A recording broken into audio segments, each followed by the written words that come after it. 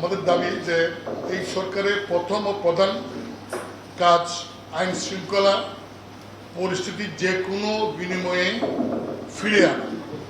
এবং পুলিশ বাহিনীকে অবিলম্বে তাদের যৌক্তিক দাবি পূরণ করে তাদের যথাযথ জায়গায় কাজ করার, আইন শৃঙ্খলা রক্ষা করার ব্যবস্থা করা হোক। 2, আন্দোলনে যে সকল ছাত্র জনতা শহীদ হয়েছে তাদের পরিবারকে ক্ষতিপূরণ, যে সমস্ত পরিবারের ডিমান্ড আছে এরকম পরিবারের একজন করে চাকরি প্রদান এবং এই আন্দোলনে গণ অভ্যুত্থানে যাদেরকে হত্যা করা হয়েছে সেই হত্যাকারীদের একটা কমিশন করে খুঁজে বের করে তাদের বিরুদ্ধে দৃষ্টান্তমূলক শাস্তির ব্যবস্থা করা হোক এবং আইনের আওতায় আনা হোক। এবং একই সাথে বিভিন্ন স্থানে এই সুযোগে বিভিন্ন থানা আক্রমণ করে পুলিশ বাহিনীর সদস্যদেরকে যারা অন্যায়ভাবে হত্যা করেছে তাদেরকেও এবং লুটপাট করেছে তাদেরকেও আইনের আওতায় আনা হোক। 3, অর্থনৈতিক চ্যালেঞ্জ মোকাবেলায় সর্বোচ্চ গুরুত্ব দিয়ে রেমিটেন্স প্রবাহ বৃদ্ধি, রপ্তানি বাণিজ্যে অগ্রাধিকার, দেশি বিদেশি বিনিয়োগ এর নজর দেওয়া এবং ফ্রিল্যান্সারদের সর্বোচ্চ সহযোগিতা করা দরকার। 4, সকল মিল, কারখানা, ব্যাংক ও বাণিজ্য প্রতিষ্ঠানসমূহে নিরাপত্তা বিধান করে যাতে কর্মকাণ্ড চালাতে পারে তার ব্যবস্থা করা দরকার এবং বিশেষ করে গার্মেন্টস ফ্যাক্টরিকে উৎপাদন যাতে ব্যাহত না হয় তার জন্য এবং উৎপাদিত পণ্য যাতে রপ্তানি করতে পারে তার জন্য সরকারের পক্ষ থেকে যা যা সহায়তা করার সেই সহায়তা করা হয় সেটা আমাদের দাবি। 5, দ্রুত স্কুল, কলেজ, বিশ্ববিদ্যালয় সহ সকল শিক্ষা প্রতিষ্ঠান খুলে দিয়ে ছাত্রদের পড়ার টেবিলে ফেরত নেওয়া এবং মাধ্যমিক বা প্রাথমিক শিক্ষা পাঠ্য পুস্তকে যে সমস্ত অসঙ্গতি, হাস্যস্কর পাঠ্যসূচি অন্তর্ভুক্ত করা হয়েছিল সেইগুলি একটা কমিটি করে এগুলিকে দূর করে একটা যুগোপযোগী প্রয়োজনীয় পাঠ্যপুস্তক যাতে পাঠ্যপুস্তকে অন্তর্ভুক্ত করা হয় সেই দাবি আমরা করছি। নির্বাচন পদ্ধতিতেই গলদ আছে, আমরা আগে বলে আসছি। বর্তমান যে নির্বাচন পদ্ধতি সেই নির্বাচন পদ্ধতিকে পরিবর্তন করে প্রয়োজনীয় সংস্কার করে আনুপাতিক হারে নির্বাচনের ব্যবস্থা করার জন্য জাতীয় পার্টির পক্ষ থেকে আমরা অনুরোধ করছি এই বর্তমান অন্তর্বর্তীকালীন সরকারের কাছে। নির্বাচন কমিশন, দুর্নীতি দমন কমিশন, পাবলিক সার্ভিস কমিশন সহ সকল সাংবিধানিক এবং গণতান্ত্রিক প্রতিষ্ঠানগুলিকে প্রয়োজনীয় সংস্কার করে প্রভাব মুক্ত রাখার যে কোনো ধরনের আইনি ব্যবস্থা যাতে করা হয় সেটা আমাদের দাবি। 8, বিচার বিভাগের স্বাধীনতা তথা 100% সেপারেশন যেটা সেই সেপারেশনের পর থেকে সংবিধানের কিছু কিছু জায়গা যেমন 116 অনুচ্ছেদ, 48 অনুচ্ছেদ প্রয়োজন, সেখানে প্রয়োজনীয় সংস্কার এনে বিচার বিভাগে পরিপূর্ণভাবে স্বাধীনভাবে কাজ করার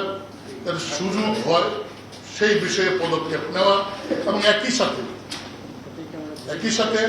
উচ্চ আদালতে 1972 সালের মূল সংবিধানের নির্দেশনা অনুযায়ী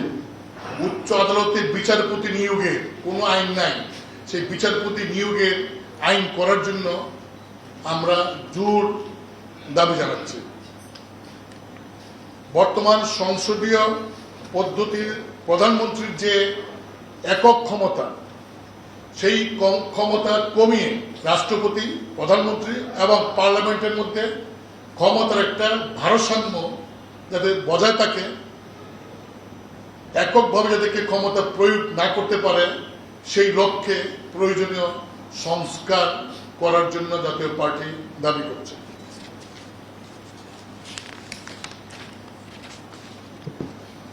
বাংলাদেশের কোনো নাগরিক যিনি নির্বাচন করে প্রধানমন্ত্রী হন, কোনো নাগরিক যেন দুইবারের বেশি প্রধানমন্ত্রী না হতে পারেন, দুইবারের বেশি যেন কেউ প্রধানমন্ত্রী না হতে পারেন, তার জন্য প্রয়োজনীয় আইন করার জন্য আমরা অনুরোধ করছি। এবং একই সাথে একই ব্যক্তি যেন সংসদ নেতা এবং প্রধানমন্ত্রী না হন। সংসদ নেতা যিনি হবেন তিনি প্রধানমন্ত্রী হবেন না, যিনি প্রধানমন্ত্রী হবেন তিনি সংসদ নেতা হবেন না। 11 সংবিধানের 70 অনুচ্ছেদ অনুযায়ী জনগণের নির্বাচিত প্রতিনিধি সংসদ সদস্য তাদের স্বাধীন মতামত পার্লামেন্টে ব্যক্ত করতে পারেন না। সংসদীয় দলের সিদ্ধান্তের বাইরে কোনো এমপি যদি ভোট প্রদান করে মতামত দেয় তাহলে তার মেম্বারশিপ বাতিল হয়ে যায়। তাই আমরা এই 50 বছরে তৈরি করা আইন অর্থাৎ সংবিধানের 70 অনুচ্ছেদ সংস্কার করে প্রয়োজনীয় অ্যামেন্ডমেন্ট এনে যুগোপযোগী করার জন্য যথাযথ ব্যবস্থা গ্রহণ করার জন্য আমরা অনুরোধ করছি। একইভাবে বর্তমান সংসদের পদ্ধতিতে পার্লামেন্টের স্ট্যান্ডিং কমিটির কোনো ক্ষমতা নাই, তাদের কাছে কোনো মন্ত্রণালয় জবাবদিহি করতে বাধ্য নয়। পার্লামেন্টের স্ট্যান্ডিং কমিটি কনসার্ন মিনিস্ট্রিকে শুধুমাত্র যে কোনো বিষয়ে সুপারিশ করতে পারে, সেই সুপারিশ রাখা কোনো বাধ্যতামূলক বিষয় না। তাই পার্লামেন্টের স্ট্যান্ডিং কমিটিকে ব্রিটিশ পার্লামেন্টের আদলে শক্তিশালী করার জন্য অধিক ক্ষমতা দিয়ে প্রয়োজনীয় সংস্কার করার জন্য আমরা দাবি করছি। 12 গত 15 বছরে দুর্নীতিবাজ এমপি আমরা সহ দুর্নীতিবাজ এমপি, মন্ত্রী, সিভিল আমলা, সামরিক আমলা, পুলিশ বাহিনী সহ যারা রাষ্ট্র ক্ষমতায় ছিলেন তাদের মধ্যে যারা যারা সকলের বিষয়ে তদন্ত করে যাদের বিরুদ্ধে দুর্নীতির প্রমাণ পাওয়া যাবে তাদের সকলকে আইনের আওতায় আনা হোক। এবং এই গত 15 বছরে যারা নাকি ব্যাংক লুট করেছেন, হাজার হাজার কোটি টাকা ফলস কাগজপত্র দিয়ে উঠিয়ে বিদেশে পাচার করেছেন, লক্ষ লক্ষ কোটি টাকা যারা বিদেশে পাচার করে সম্পদ অর্জন করেছেন, বিদেশে বাড়ি করেছেন, ব্যবসা প্রতিষ্ঠান করেছেন, একটি কমিশন করে কারা টাকা পাচার করেছে দেশ থেকে, ব্যবসায়ী সহ আমরা সহ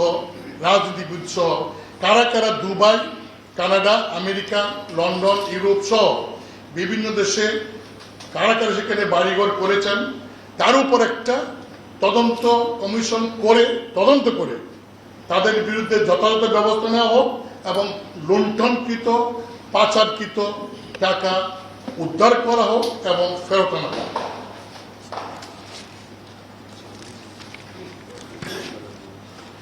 আমরা যে সমস্ত সংস্কারগুলি বললাম এই সংস্কারগুলি এবং জাতির প্রয়োজনে, দেশের প্রয়োজনে অন্তর্বর্তীকালীন সরকার যদি আরো কোনো সংস্কারের প্রয়োজন মনে করেন সেই সমস্ত সংস্কার কাজ সমাধান করে তারপর অন্তর্বর্তীকালীন সরকার একটি অংশগ্রহণমূলক সকল দলের পার্টিসিপেশন এবং একটা সুষ্ঠু নির্বাচন যাতে দেন সেই দাবি করছে।